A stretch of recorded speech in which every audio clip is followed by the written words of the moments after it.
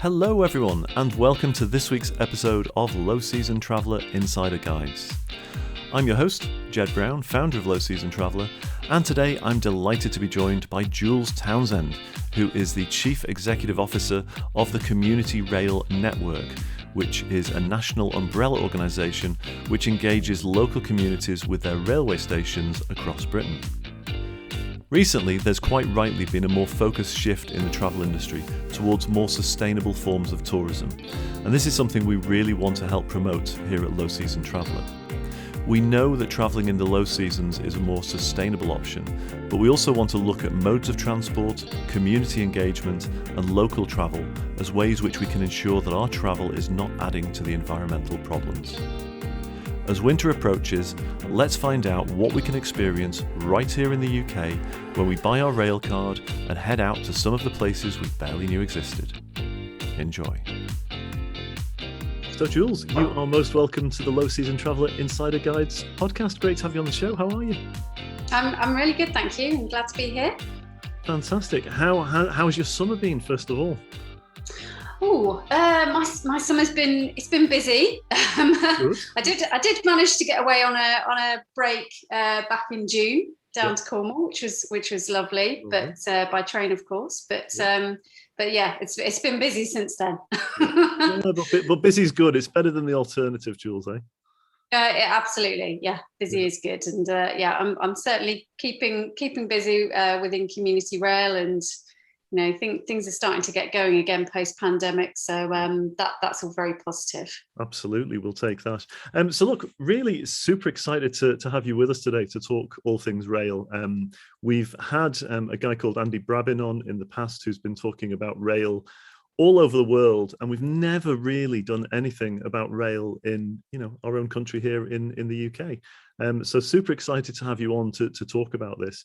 And I guess the first question is, what's your position and who do you represent with regards to, tell us a little bit more about Community Rail and what the objectives of that organisation are.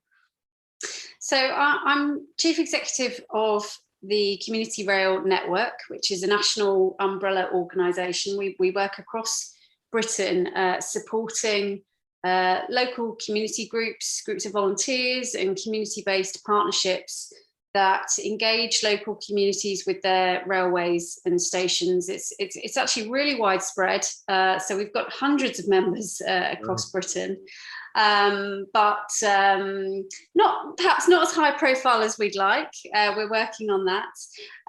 But our members are doing just fantastic work at a local level, working with local schools and community groups and disadvantaged groups to help them access rail travel, promoting the railway as a part of sustainable travel and tourism, of course, which is what I'm talking to you about. Promoting social inclusion and just bringing people together, so running community events and volunteering with stations as a focal point. So all sorts of different activities going on, and as you can imagine, there's a huge amount of local knowledge and insights within community rail, huge amount of passion and enthusiasm for the railway and for rail travel, and what we're trying to do through this campaign is share some of that knowledge around and hopefully inspire more people to use the railway. Yeah, absolutely. It's such, as I was sort of looking through the website, and I was looking at the campaign website, scenicrailbritain.com, for all of our listeners out there. We'll put it on the show notes, of course. But I was just sort of thinking to myself how, in the times when I've travelled by train in the UK, how it's quite a central part to the cultural heritage of the United Kingdom rail, isn't it? Both the railways themselves, but also the stations as well. It really is, and our members really do build on that, and they're incredibly passionate about that, and there's a lot of different activities that go on within community rail that are all about informing people about local history and the railway's place in it, and really celebrating that. So I guess a lot of listeners who have travelled by train, they may have seen history information boards at stations. They're often the result of community rail work. Lots of events and celebratory activities going on, commemorative events. We've even got, in some places, community-run museums that look at rail history, and there is a lot of rail history out there. It's amazing, as you say, that the part that the railway has played in our history and heritage. One particular visit that I did to one of our members sticks in my mind. We've got a really active volunteer group at Glossop station in the Peaks, and they have a fantastic link with our members down in Suffolk because of the part that the railway played in evacuating school children between Suffolk and Glossop. So they commemorate that every year, and it's just an amazing piece of history. And they have pictures up around the station, kind of sharing this information. And I just think it's wonderful that they continue to recognise, the part that the railway played in so many people's history. Absolutely. We do a lot of work with an organisation called the World Tourism Association for Cultural Heritage. And it's all about, the role of cultural heritage in tourism and how tourism can help protect and preserve the cultural heritage for future generations. And I kind of think that's a little bit of what your role and your sort of, the rail community network, that's really what you guys are doing as well. It's not only about protecting and preserving the rails for us to use today, but it's about protecting and preserving that cultural heritage that ties us to the past, to those wonderful days when, the railway station was actually at the heart of the community in each of these different places. And I think it's fabulous. And I think these sorts of activities, they sort of work. It creates, it's sharing knowledge, and I think it gives it gives pleasure to visitors and rail passengers who are able to discover this information. But it's also about creating a sense of pride and cohesion at a local level too. And a lot of these activities that we see, it's really striking the pride that's there and that's being generated as people kind of discover or rediscover the heritage of their local areas. But and I think you're right that tourism plays a big part in preserving that and sharing that and passing that on. Yeah, I'm kind of reminded. I also sort of think of. You must be familiar with Beamish, up in the northeast. Do you know Beamish? I'm well. I know of it. Okay. I don't think I've been there. Oh no, it's just interesting because I've been to a few different sort of local railways up and around the northeast. But Beamish is it's a living museum, so it's a town that used to have its own coal mine and the old school and everything else. And it's been preserved from, in exactly the same way it was about 100 years ago. And when you go there, you go to this village effectively, and everything is as it was in the sort of 1920s, 1930s. And there's a small railway there. There's the trams there, and they're all the old style ones. And it's just wonderful. You feel like you truly understand what it was like to live at that time in those days. And what's tremendous is all of the people that work there, obviously they're incredibly passionate. A lot of them are volunteers as well. And they do it because they absolutely love it. And like you said, the word was perfect. It's that pride that it engenders. And they're so proud of what they've got, and they've preserved the small railway or the tram or whatever. And they want to show it off, and they want to talk to you about, how it used to work in the old days, and they bring it to life. I think it's fabulous. And I think by the sounds of it, that's what a lot of the community rail partners do as well, right? Absolutely, yeah. And I mean, if you visit a station that's got a very active friends group with,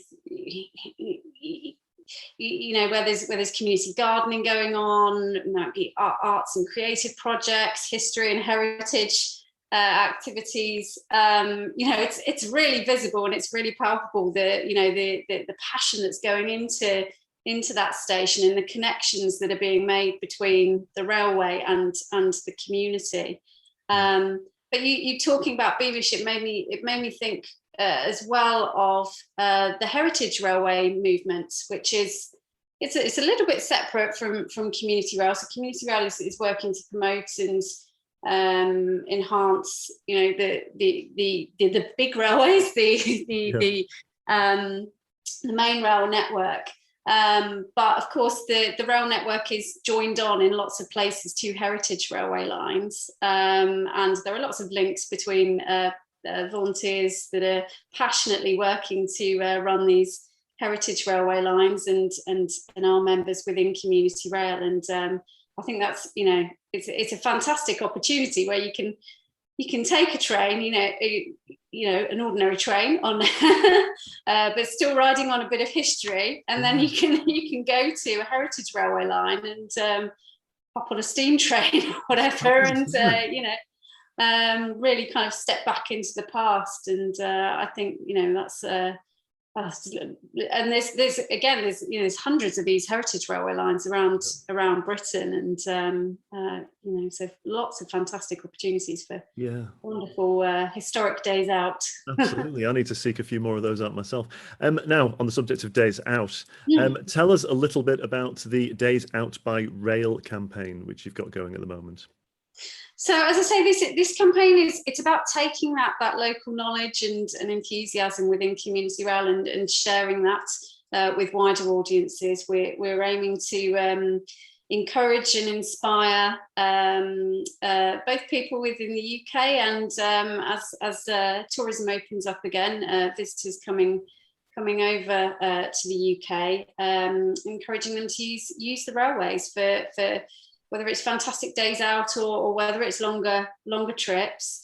There are so many just amazing opportunities on our doorsteps in some cases and right across the country for, well, as we've just said, discovering history, discovering some of these amazing historic locations and riding a bit of history in order to get there.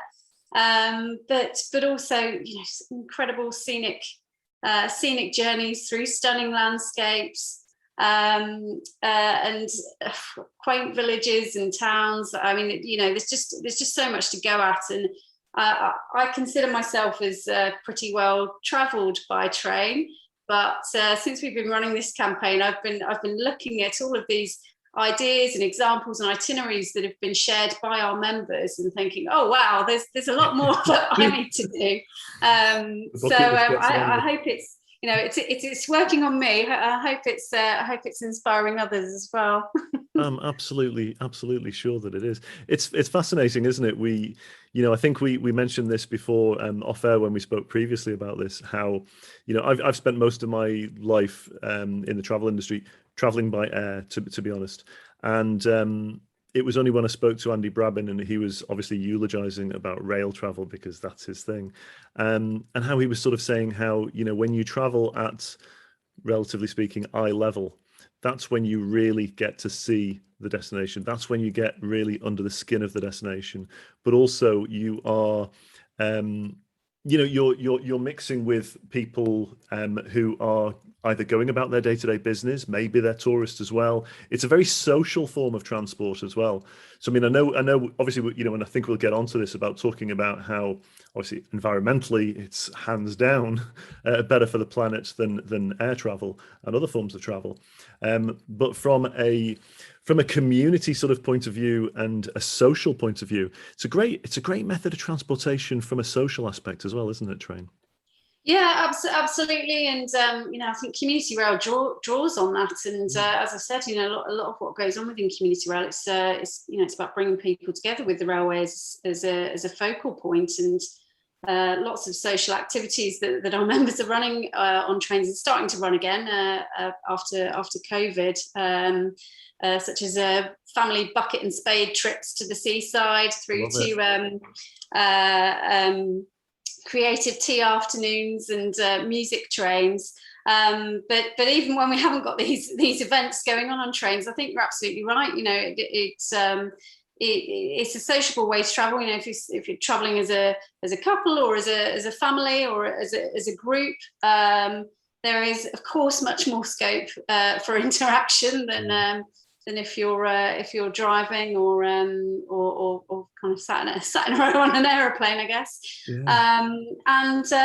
Hopefully it brings you into contact with other people around you, and I think I think you really hit the nail on the head about kind of traveling at eye level. It's, you know, it's that kind of really going through landscapes and then into the heart of your destination, as opposed to, of course, you know, if you fly, you're kind of, you know, you're literally kind of taking off into the air and then being plonked down at your destination, and you miss everything in between.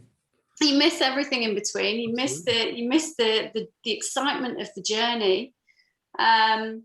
And I think a lot of that applies to car travel as well, where, of course, you know, if you're going longer distances, you'll be sat on a motorway, probably not really enjoying yourself, I'm guessing.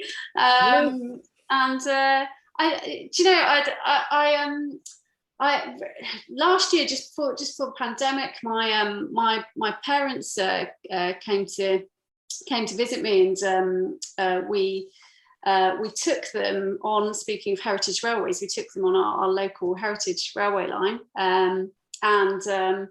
My mum was so nostalgic because she's barely travelled by train since she was a child, and it really kind of took her back. And she was saying how, you know, when she was a child, when they went on their family holidays, they went by train to the seaside, and it was so incredibly exciting. And then when they got the family car, they didn't get to do that anymore, and she was just devastated because it just wasn't the same as going. You know, that excitement of getting on a train. I think there's something special about that, and I think there's that ability as well. I think when you're on a train, it's that ability. I know it's going to sound wrong, but you have. I mean, I was speaking to somebody else about this recently on another podcast. You've got dead time where you're not driving, you're not doing anything else. You've got that time to, quote unquote, just be, and just have those kind of, you know, those kind of conversations which will just organically happen. And it could be, you know, with your children, and like, so come on, tell me a little bit about what's going on at school at the moment. You know, that those kind of conversations that it's not usually there's distractions everywhere. And I always sort of feel like if you're on a train, you don't have as much those distractions. You're in a relaxed state. You're watching, you know, the beautiful, you know, British countryside going past you. And I don't know. I just like I said, I just kind of get it. And I'm just sort of, you know, already I'm sort of thinking to myself, yeah, I want to bring my daughters on a rail trip at some point, and just get somewhere. And of course, you know, it's not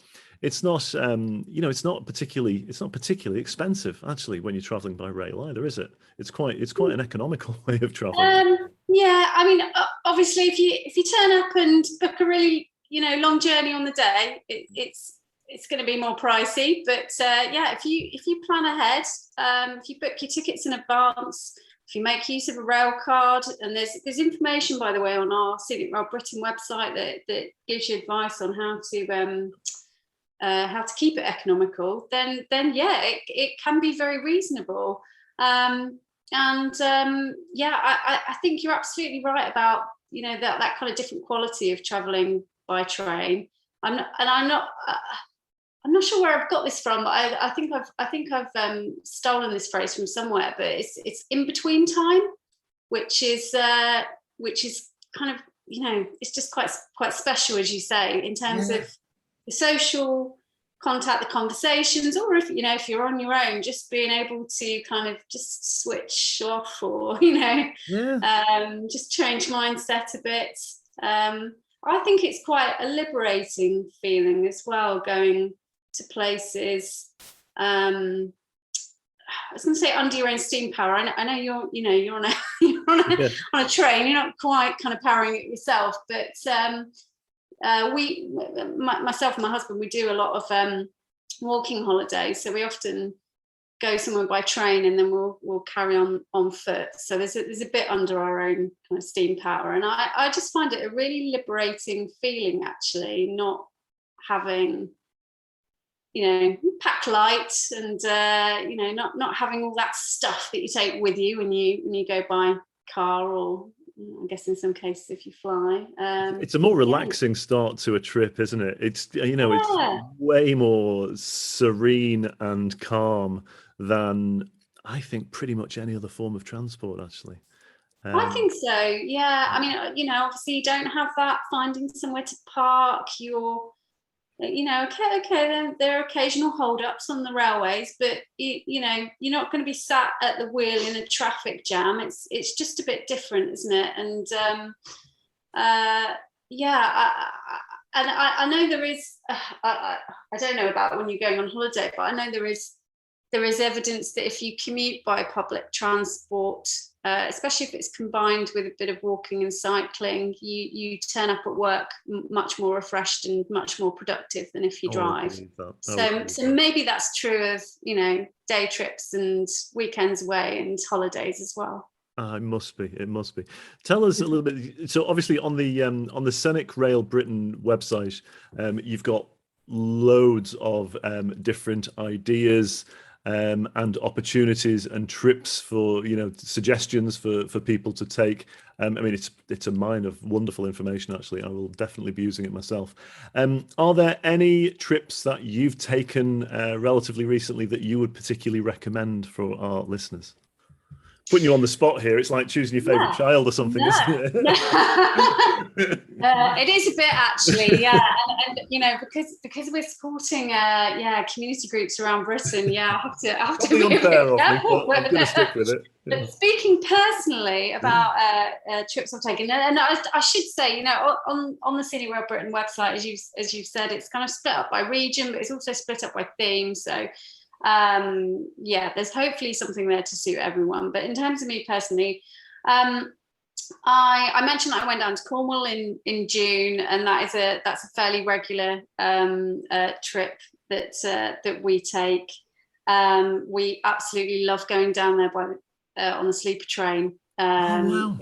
It's just so we live in Yorkshire, so it is quite a trek getting down to Cornwall. I think no matter how you travel, but worth it. And if you go down so we get the train down to London on a Friday evening. Maybe have some dinner in London, and then you get on the sleeper train at it leaves just before midnight. It's got a bar on the train, so you can sit and have a drink. And if you book a cabin,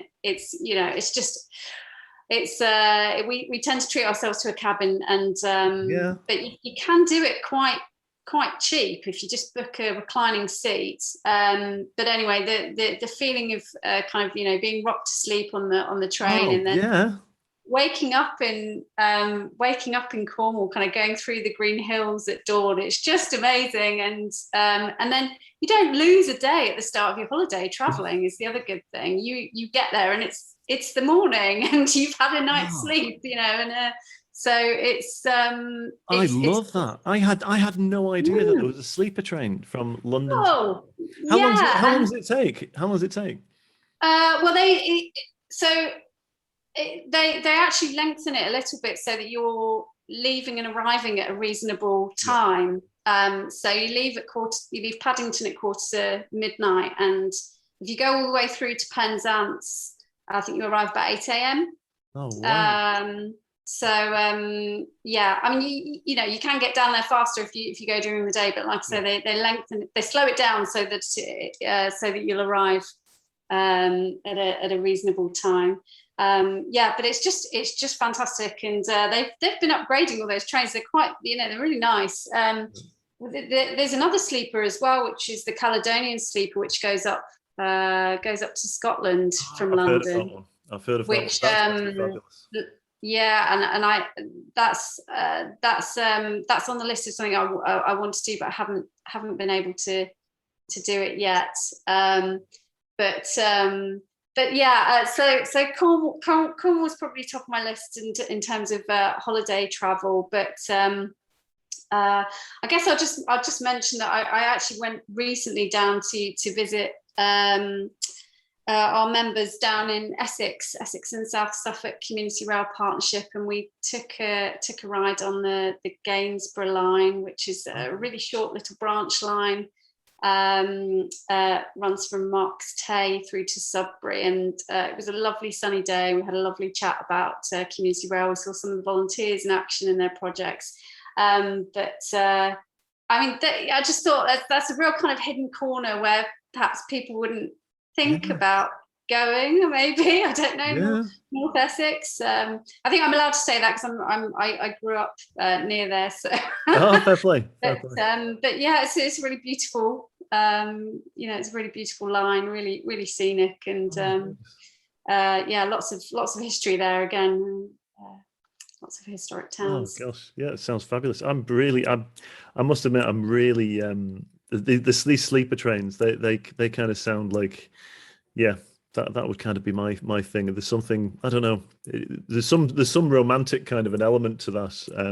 The romance of rail just feels right that there'll be a sleeper. That Caledonian one again. Andy Brabin spoke about that, and he was saying, it said, Jed, it's just, you wake up and you're going through the Scottish Highlands. He said it's just out of this world. Yeah. But yeah, I mean, there's just. These are perhaps, I don't know. I guess your focus is on a bit more kind of off the beaten track, low season travel, and maybe Cornwall and Scotland are more obvious places. I've mentioned Essex, but I live in West Yorkshire, and we have absolutely lovely railway lines right on our doorstep. We have the very famous Settle to Carlisle line, but we also have the Bentham line, which runs from Leeds through to Morecambe, and it just goes through stunning countryside, loads of lovely stops, lovely places to visit on the way. So yeah, I mean, these lines are everywhere. So, as you say, it's too many to mention. Too many to mention. Yeah. But the bucket list will be getting longer. We're approaching our time, unfortunately, for today. I just wanted to touch on, before we go, how much emphasis do you guys play on environmental concerns? Because, like we said before, rail travel is a more planet-friendly form of transport, and I'm just sort of wondering, are you starting to see a lot more people on the rails, do you think, as a result of that? Do you think that people are actually getting more conscious and aware of and trying to make decisions based on environmental concerns with regards to that? We place a lot of emphasis on this, and increasingly so. We're very conscious that transport is a big issue in regards to tackling the climate emergency. It's now the biggest emitting sector in the UK, and globally it's the sector where emissions are rising the fastest. So we really do have to kind of turn things around within transport if we're to bend the emissions curve and hit our targets in terms of decarbonising. And we're conscious that rail has a massive role to play in that. It's the greenest way to travel long distances. Even for kind of medium distances, you're looking at about an 80% emissions reduction compared to travelling by car. Wow. We're conscious that some people, of course, are starting to buy electric cars, but it's not a realistic option for probably the majority of people, and it brings its own issues. It doesn't help to reduce congestion. Yep. So the more journeys that we can shift onto rail, particularly combined with buses, walking and cycling, the better. And we need to do that. We need to do that quickly. I think people are starting to become aware of that. And I hope that will start to influence behaviours, but I think we've got some way to go. I think we recognise that driving is it's so embedded in our lifestyles. It's so kind of habitual. I think a lot of people don't really think twice before they get in the car. So I think we've got some way to go with it.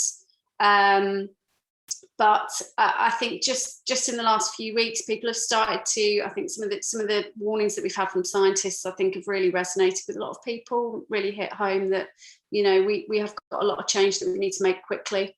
And I hope that the international climate talks in November will help to kind of accelerate that. And transport's got to be a big part of the thinking at that conference. So so I hope that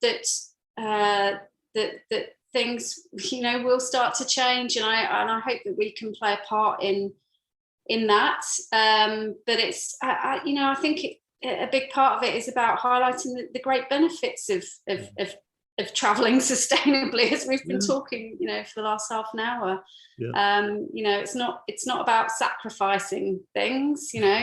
It's about all that we've got to gain by getting around in more sustainable ways, which are often, as we've said, more sociable, more community friendly, hopefully more enjoyable too.